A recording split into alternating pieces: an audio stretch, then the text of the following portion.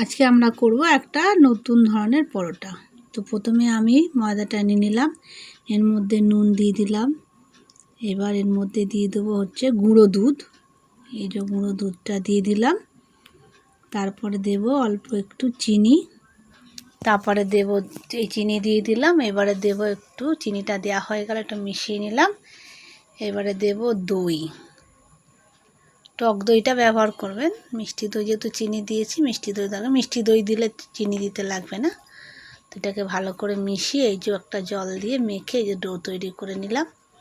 নিয়ে খানিকক্ষণ রেস্টে রেখে দিয়েছিলাম। দিয়ে এরকম করে এই যে আমি গোল গোল করে করে নিয়েছি। এবার পরোটাটা বেলবো। আমি 3 কোনা করেই বেলবো। এটা যদি আপনারা চাইলে গোল করে রাখতে পারেন।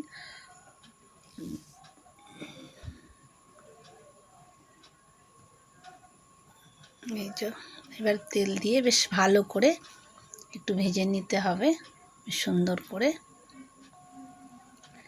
এটা আমি পনির দিয়ে খাবো, আপনারা পনির দিয়ে হোক বা তরকারি দিয়ে হোক খেয়ে দেখবেন, এটা বেশ সুন্দর টেস্ট হয় আর একটু অন্যরকম স্বাদেরও হয়।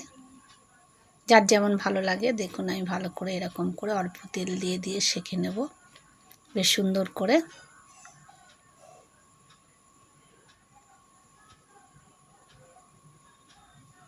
ব্যাস দারুণ করে সেঁকা হয়ে গেছে।